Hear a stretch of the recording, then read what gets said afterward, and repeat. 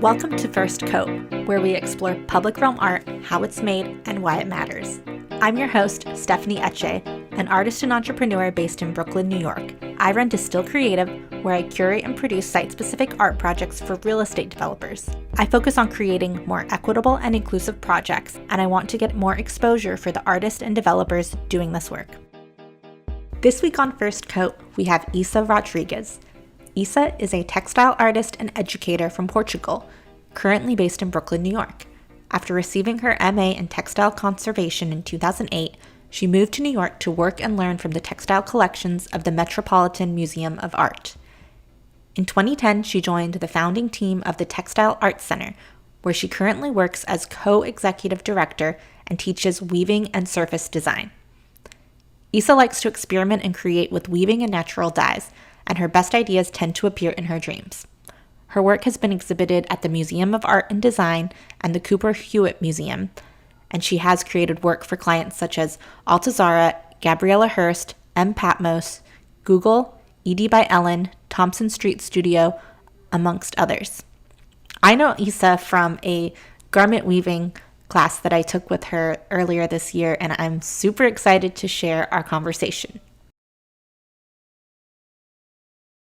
Welcome to First Coat. Thank you so much for being here today. Could you tell us a little bit about who you are and what you do?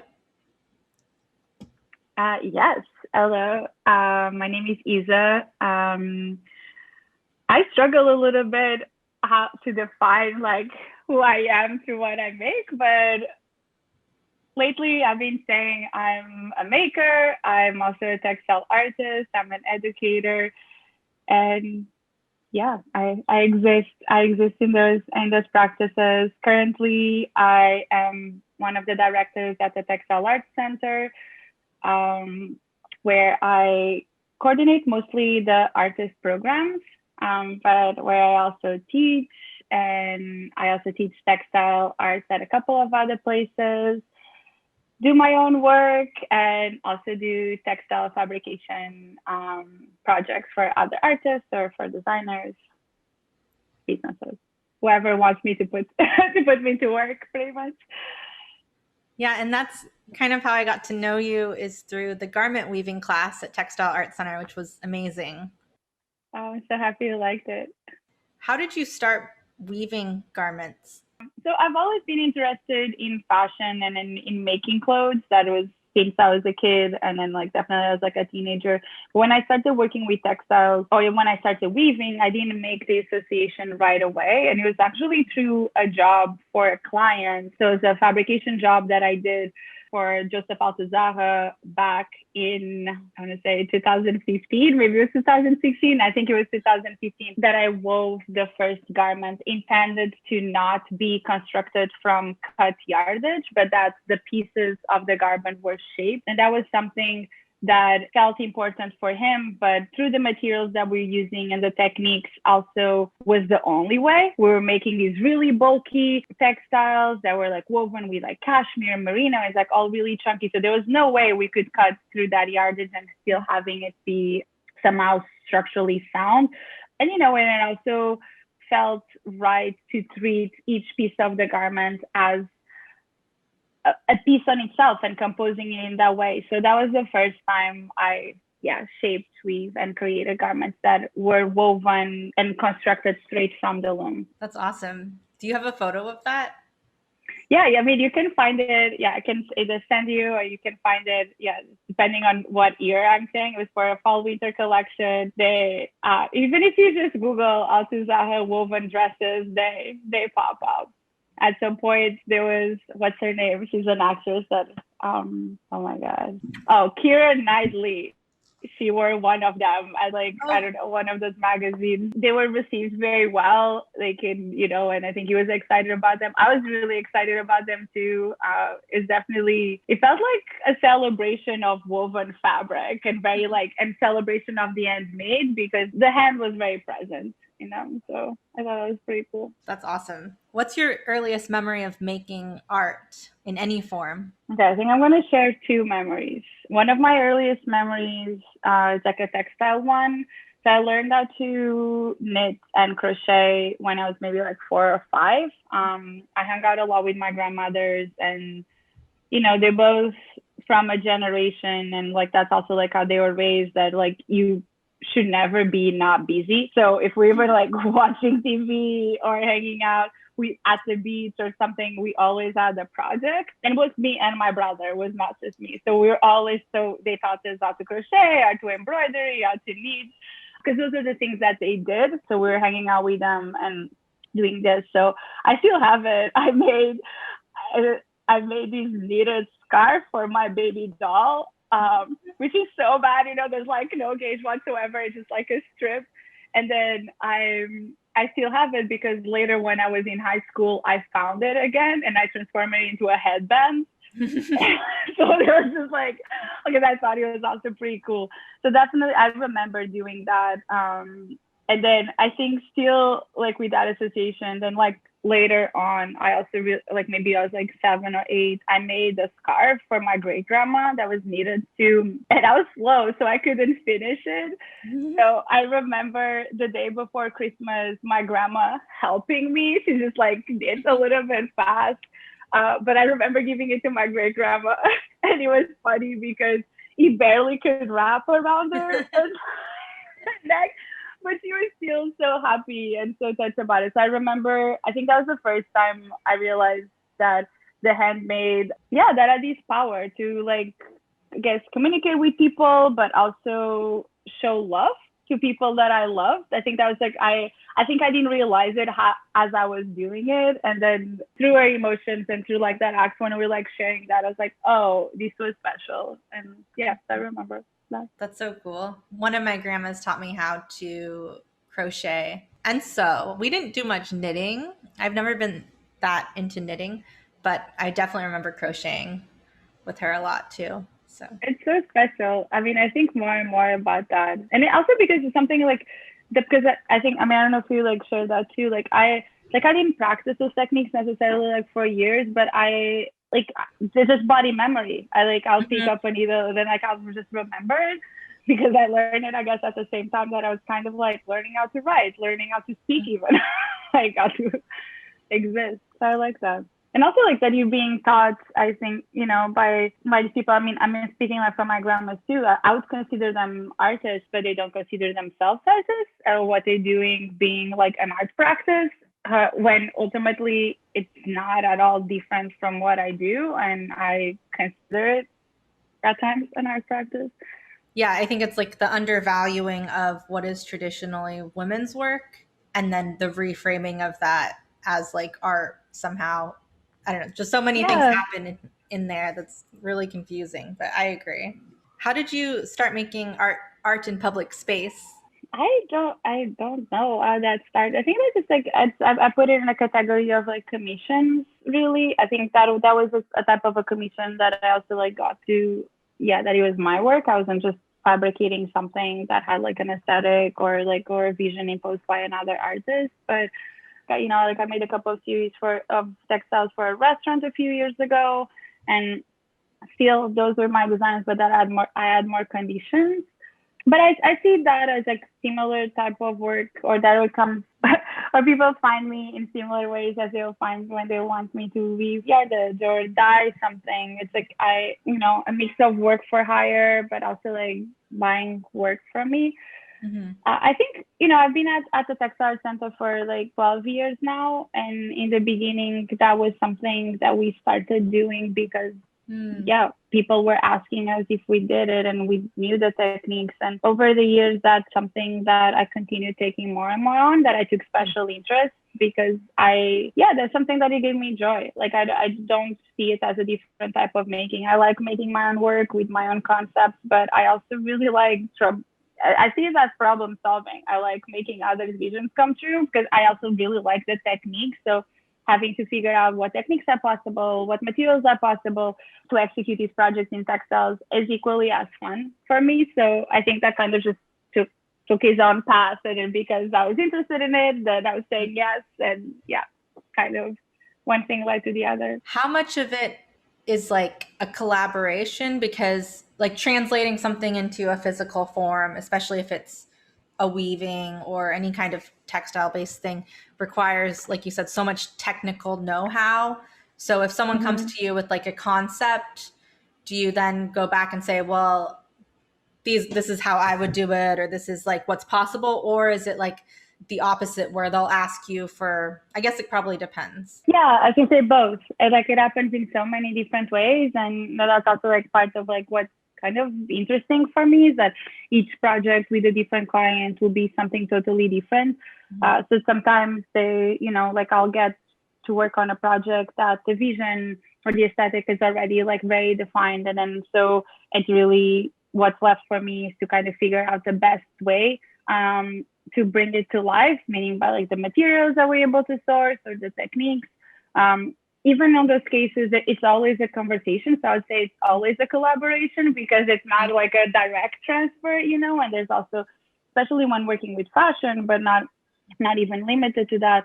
There's, sometimes we're working with very tight deadlines. So the type of yarn or type of materials that I'm able to source, or even the amount of time that a technique would require, it's not compatible with the timeline that we're working with. So I think that's the part that it becomes a collaboration in which I say what is possible for a budget, what is possible for a deadline, what is possible even for the application that this project that this thing is going to become.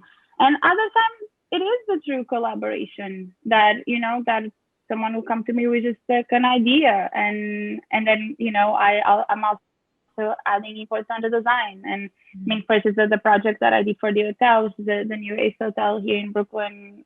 Yeah, like I was provided the vision board and the color palette, but then it was my own doing. So it really depends. How do you balance your fine art practice with your commission work, with also teaching and just being a co-director at TAC? Like, I don't balance. So I for the last 12 years, I mean, I say this and I don't say it to like be cheesy or anything, but I think my biggest project like has been TAC, and I do see, and I like Kelly, who's the other director and owner, and I think everyone that like has worked there that could definitely like has worked there full time, I think they would have agreed that it it takes a lot. Being an arts administrator is a practice on its own, and I see it too as a creative practice, or I've seen it as a creative practice.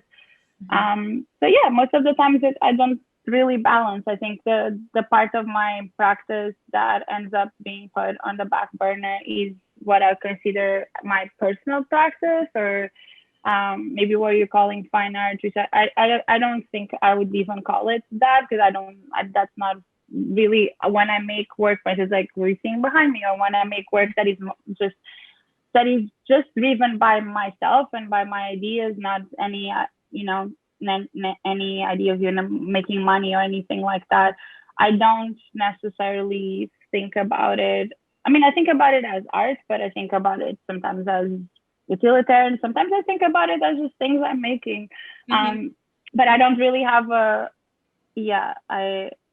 I'm kind of spiraling, but I would struggle even calling it fine art versus just calling it something else. They actually like exist all at the same level. But yeah, I haven't balanced too well. I mean, it's hard. It's hard to live in New York City or any other place just out of your artwork, and especially like in a city like New York.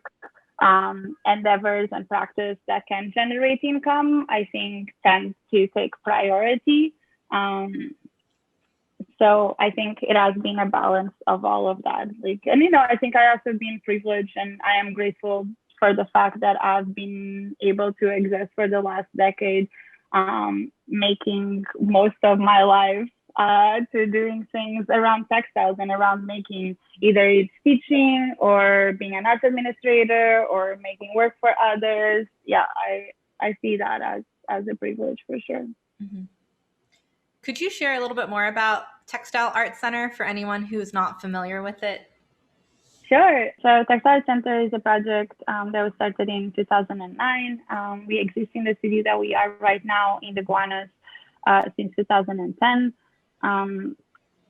It was started by a couple of people. Some of them are still there. Some others and it was since the beginning a community focused project. So the idea was to create a studio space focused on textile arts that people could use to take classes, but also just come and use the facilities.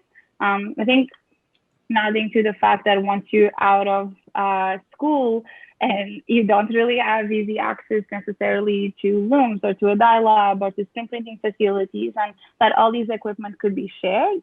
But also nodding to this experience when you are in school or when you are like learning and working amongst peers, that there's this cross pollination, that you're just like learning from each other, and it's exciting. So that was the vision for what we want to build, and that's what we've been building over the last decade and continue to try to build. And when I say we, I use the greater we, as I do think everyone builds it and contributes: students, staff, work exchange, people that come and use the studio, residents. It is very much a work in progress project, I think, by design, which also has allowed TAC, or the Textile Center, to also respond, in whatever best way we can to the different circumstances. For instance, last year during the lockdown, we were closed to the public for over 6 months, and we never had any type of remote class or online class like the one you took, Stephanie, until then. And then, we're just like, okay, we need to generate income in order to keep the project alive. So this is what we can do. At the same time, we have a residency program, which is 9 months. And, so how can we continue supporting our residents? How that curriculum can continue happening. And that doesn't, that's driven by many people, and everyone is flexible, contributes with ideas. And in that same way, I feel there's been so many projects that have been, that started at TAC, and some continue on and carry on, like in other places, others like exist and come to an end. So I just think it also acts as like just an incubator for ideas, in that sense too, which is exciting to me. And come visit us. We are open to the public now, so whoever's listening can come visit for sure. It's so exciting now that TAC has like online classes, because then anyone can join from anywhere. Because I know that's been a big, like when I didn't live in New York City, when I lived in Washington, D.C., I would come up for a class, just like come up for a weekend to be able to take class at TAC, because it was so amazing. And I remember the first time I went, it was like a dream come true to even know that a place like that exists. And now I live kind of close, which is amazing.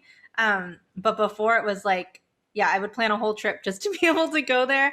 And then now being able to, like, you can take classes in person again now, starting now, right? Okay. Starting now, So if you're we're keeping the remote classes too, exactly for what you're, for the reasons you're saying, like it was maybe something that, and I think that's also what I was meaning by sometimes is just really the circumstances that has led us to like take these leaps, which I think really happened with the support of everyone too. But, we probably would have been a couple more years, if ever, thinking it's like, oh, maybe we could do classes online, but maybe we wouldn't have done it because, everything is already so busy as it is. But last year we didn't have any options, so we had to explore that. And when we got a lot of that feedback, a lot of the people that we see taking the remote classes weren't people that were in New York, and they were writing saying, oh, like we've been wanting to take a class for so long, and this is so great. And also even just the ability to work with textile artists that are also not based in New York, to be teachers, or even to come in as mentors or guest critics for the artists in residency program. That's been really cool. I think TAC seems to have always done a really good job of networking outside of New York City, but now even more so being able to bring people into the virtual classes seems really cool, and the residency. What tips do you have for an artist who wants to do either commission-based work or collaborate with other people for the work that they're making, that's fiber-based?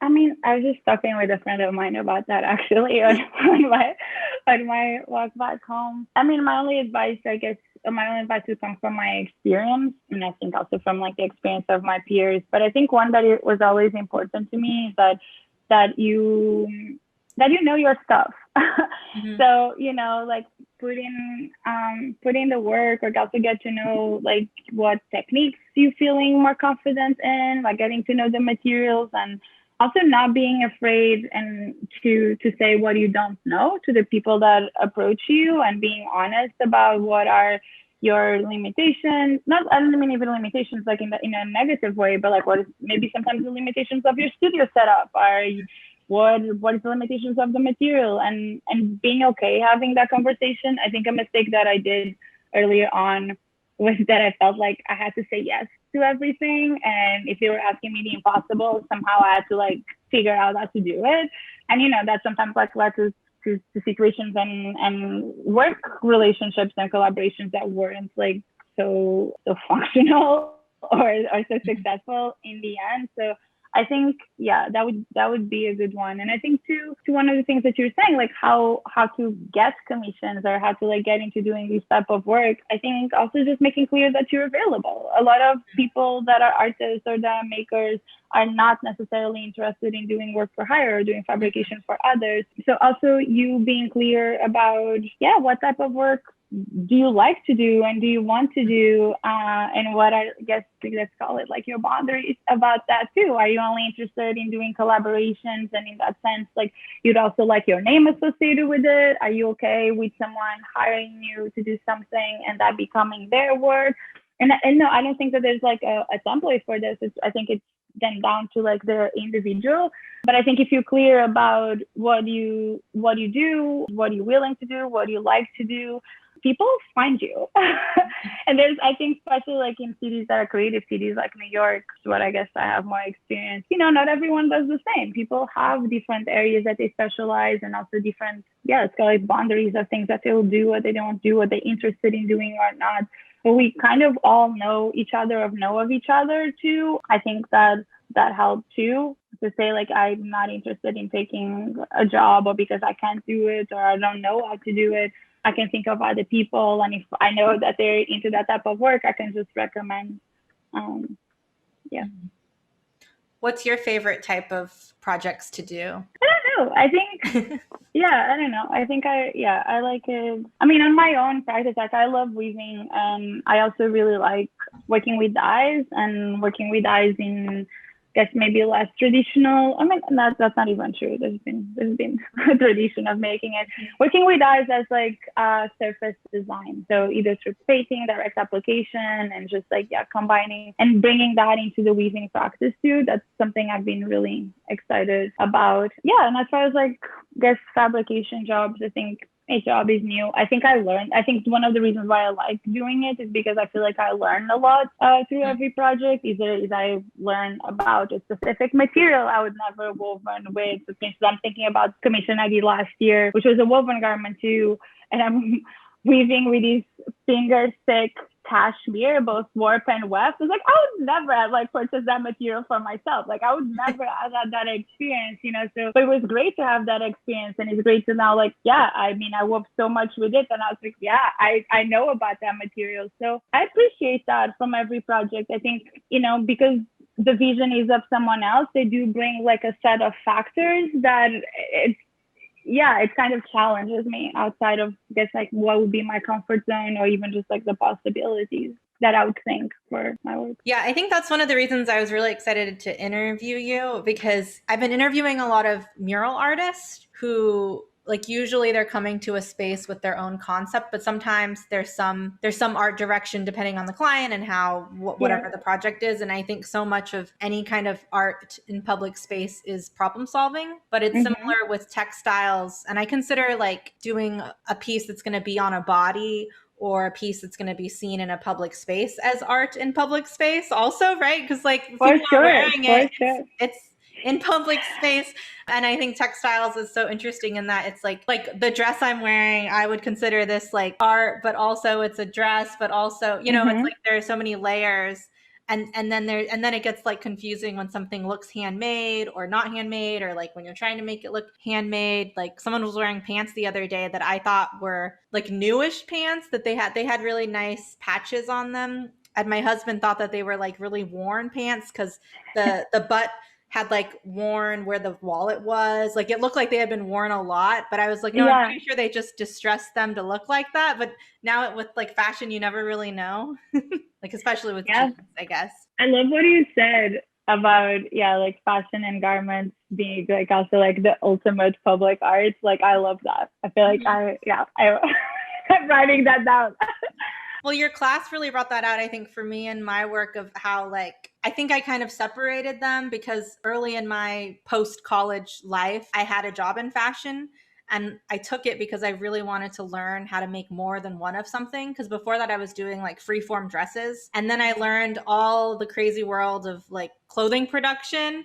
And it kind of killed my creativity because it was all about like, okay, in order to do this, you have to do this. And like the pattern has to be this way. And you can only use this fabric and the shrinkage. And, there's like a million things you have to think through. And then you have to hit certain minimums, and you can only get this fabric at this minimum. Like, and so that's what kind of pushed me to even learn weaving. But then when I learned weaving, I was just like, I'm never going to cut anything I weave ever.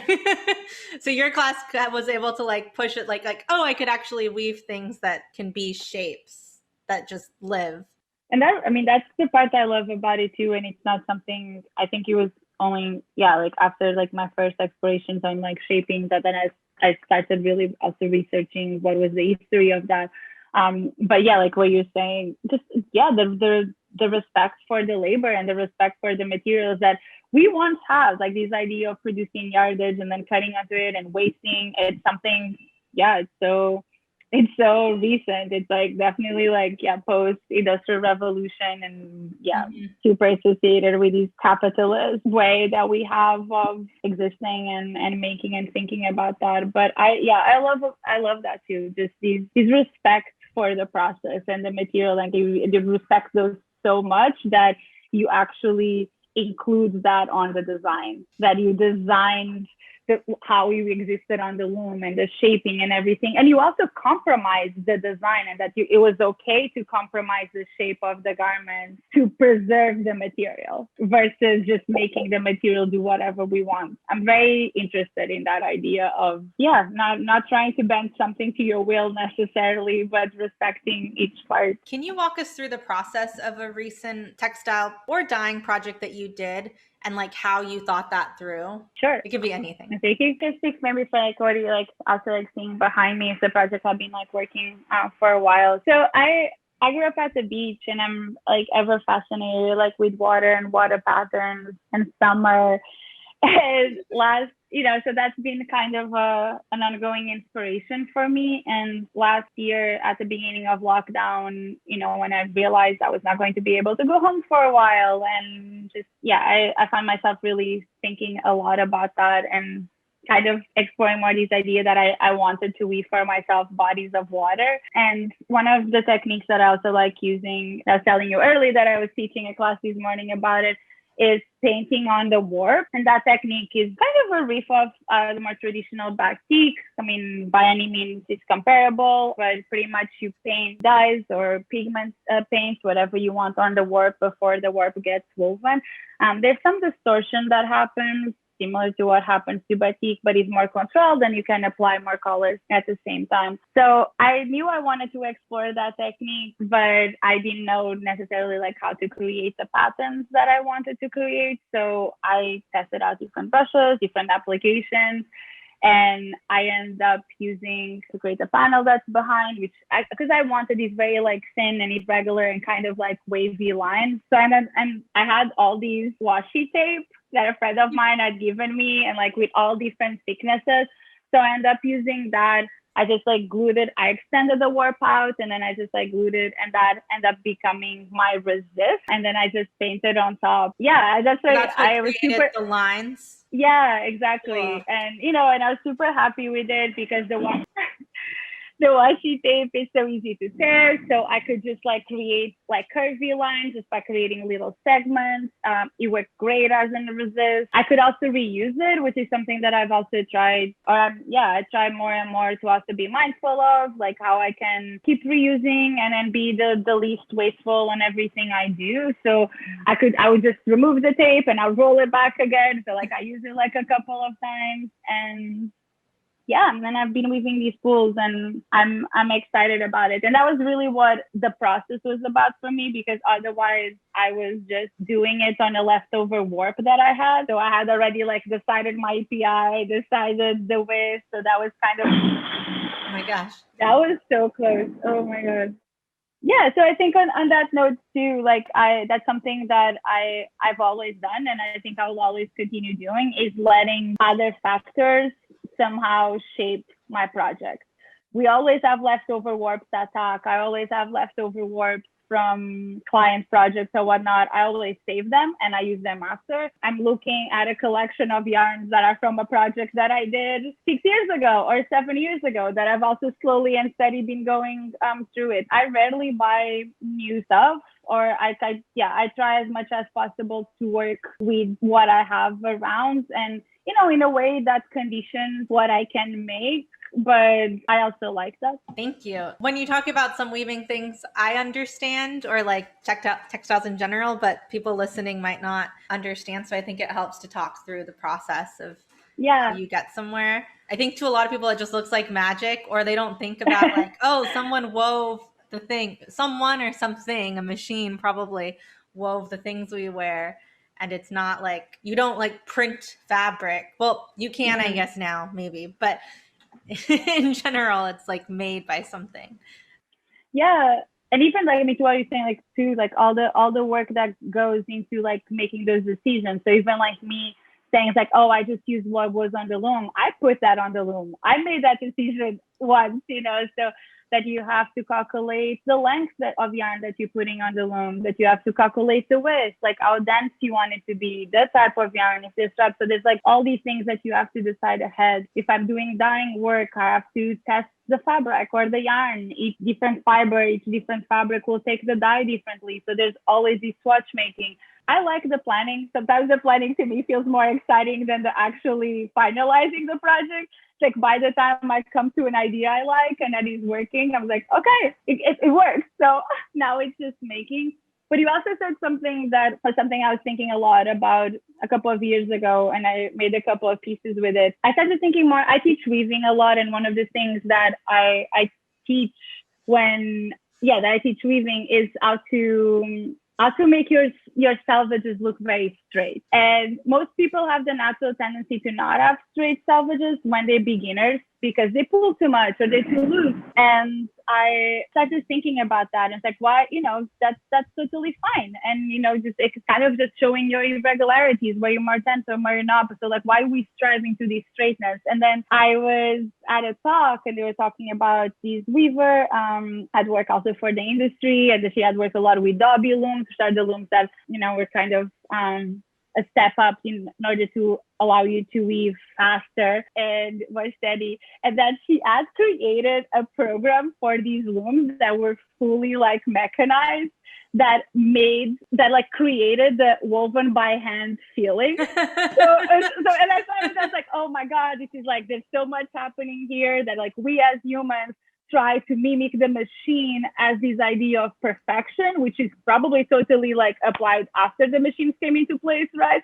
And then that we humans are also developing the machines so that the work that they're making looks handmade. And like, wow, this is so wrong. So for a while, like I did this project that I set up the loom, and I was doing all these exercises to try to unlearn all the conditioning that I had done to my weaving to keep it straight. So weaving with my eyes closed, weaving when I was a little tipsy, weaving when I was really tired. And I found that like body memory is really hard to unlearn. So all the things which I guess it's fine now, it's just also the way I weave. But what you said about the machines and then the handmade made me really think about that. That's like, we always in this push and pull now because we do exist with the machines. So yeah, always comparing and always trying to be the other. It's funny you say that too, because I think when I've been in discussions with painters, for example, like someone who paints, the things that they are more specific about that are handmade, even it's like I forget what is handmade because to me it's so normal for it to be handmade or hand touched. But then I'm learning that other artists use a lot of tools, let's just say, to make things a Yeah. certain way, and it's there's not a right or wrong, but it's more of like recognizing the things that you are doing and being aware that they're not really the same anymore. We aren't all doing the same things anymore. We have so much that we can pull from to use, which is awesome. But it's also, I think people kind of don't know the work that goes into some things if you don't tell them, I guess. Like the process Yeah. you go through to set up the warp, even just like that takes a whole lot of thought and actual physical labor. And taking those moments as education moments is like if I'm working with someone that doesn't know that, that they might have expectations like on in cost or even just the things they're able to do, thinking about what is machine made. So like taking a moment like, well, I'm not working with these types of looms. These are the looms that I'm working, or even with dyeing, I get that a lot because all the dyeing projects I do are like stovetop dyeing, like hot and all of it. So there's limitations. Like, no, I cannot dye 20 yards in solid color. That's not with the equipment that I have. So, I do think there's space, and I'm definitely not also like anti machine made. I think a lot of tools and gadgets also like make our lives easier, but I think it's you thinking about what makes sense to your practice and kind of own that. Do you have any tips for any clients or people or even other collaborators who would want to work with a fiber artist or someone who specializes more in textiles? What should they know, or how should they approach the project? I don't think necessarily they should know. I mean, obviously, if they're able to do their research ahead of time, that's just great. Even if they do, though, I think arrive with questions and arrive open to learn. To learn about the materials and learn about the process and really see that as like a moment that is important, that that when someone that knows more about that material is telling you that's hard, or maybe she's like take their advice, and because that is just coming through experience. And I think that's true for all mediums. If I don't know anything about woodworking, and if I'm working with someone that knows, like, I would just want to hear their opinion. What is possible, what is not. I might have an idea in my mind, but I have no idea how the tools work. I have no idea how the material works. So I think, coming with an open mind to the conversation and trusting that, if someone that has been doing something and has the experience is saying, like, I wouldn't advise for this to be done, it probably is coming from a place that they know more. Not that, we can always continue learning. There's things that maybe I thought 10 years ago that I'm like, oh, no, that's totally possible. We keep learning and we keep pushing like our limitations. But I think it's important to respect someone's craft and someone's experience always. What's one thing you wish you had known before you began your career? I don't know. I think I have moved so far through life in a very, I guess, it happens and I react type way. So some of the things have just unfolded in a very organic way. I think maybe it would have been great if I had known maybe 15 years ago that I would. I think I kind of knew that though. As I say that if I knew that it was going to be it was always going to be a work in progress. I think maybe 15 years ago I had this expectation that after a while you reach to a point and you're good. I think I don't know. I think my parents had that. I think definitely I still carried a little bit of that with me, and I think maybe it would have saved me some anxiety if I just know from the get-go that we're on this path and it's going to continue to be work in progress throughout our life. Yeah, I was just thinking about this the other week with some friends of all the anxiety that you have when you're younger, that you kind of expect things to be a certain way, and then you realize that they're never like just this way, so it doesn't really matter. Yeah. But it's like you don't know until you know, and then yeah. What's something you've read or listened to recently that's inspired you? Well, one, I've been reading Octavia Butler's Parable of the Sower, and pile of talents. And, it's making me think about a lot of things. But one of the things, I guess, related to my practice is, I guess, this idea of education and being resourceful and hierarchy within knowledge. So I've been thinking a lot about that. And it's this idea, even just like going back to something, these differentiations that we make in between fine art or craft or materials that are better materials and worse materials, and then carrying it on, like how our society also frames certain type of knowledge as knowledge that you learn in college versus knowledge that you learn if through your grandparents, if you do, and like how often things that allow us to survive, like cooking, growing food, making clothes, medicine, things like that, are seen as lesser knowledges versus other things that don't necessarily are related to survival. So I've been thinking a lot about that, and I feel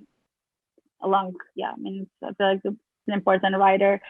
And then I also got through quarantine, and I've been also working towards it. There was a big exhibition on one of my favorite weavers, Lenore Tawny, a couple of years ago. So I got the catalog of the exhibition, and it's been really nice to also learn more about her process and just reading through the essays of the different curators on that. It's also been pretty inspiring. She's someone that inspires me because I love the work, and I love how her ideas and how she made them come to life through weaving, but also her life as someone that started really her practice and dedicated his time to be an artist later than most artists that, not guess that my generations would start. So she started in her 50s. So I've also inspired always about that, this idea of us being able to live many lives and being able to start something at any point if you love it. Like this woman I saw on TikTok the other day that always wanted to skateboard, but she was never allowed to because and then she started skateboarding in her 50s. And it was just her and these half pipe, doing incredible things. And she has been skating for a year. And I was like, wow, this is great. That type of stuff really inspires me. That's interesting. I'll have to find it on TikTok. Is there anything you wish I would have asked? No, I think those are all really cool questions. I was reviewing them before the conversation, but I have to admit I didn't really prep my answers, so I didn't remember all of them. So this is really fun to us to see what popped in my mind when you were asking the questions, because kind of you get to know me a little bit. So that was fun. Is there anything coming up that you want to share? I think if you guess just that the Textile Center is open to the public, and we always open to the public regardless if you're taking a class or doing anything there. So you can always just pop in and get a little tour. Also, the artists in residence are the group that I work with. They're having their final exhibition in September. So that's been going on back in September. And I don't know, I'm excited for the summer and to hopefully test out some new work and new ideas. So we'll see about that. And where can our listeners find you online? You can find me on Instagram. My handle is kind of like a play on my name and the phonetics of my name in English and in Portuguese. But my handle is AIESSEI. And you can also find some of my work. I'm not so great about updating it, which is something I would say to artists, keep your websites updated. Mine isn't. And my website is just my name, Rodrigues.net. Thank you so much. And I'll put all the links in the show notes so people can find your work and learn more about Textile Art Center. And thank you for doing this interview. Great. Thank you for organizing and for inviting me. This was so fun. Bye. Bye. Thanks so much for watching this episode of First Coat. If you liked this video, please subscribe and check out the next episode in our playlist. Let me know what else you want to learn about public realm art in the comments below. And follow us on Instagram at First Coat Podcast or at Distill Creative. First Coat is a production of my company, Distill Creative. Check us out at distillcreative.com.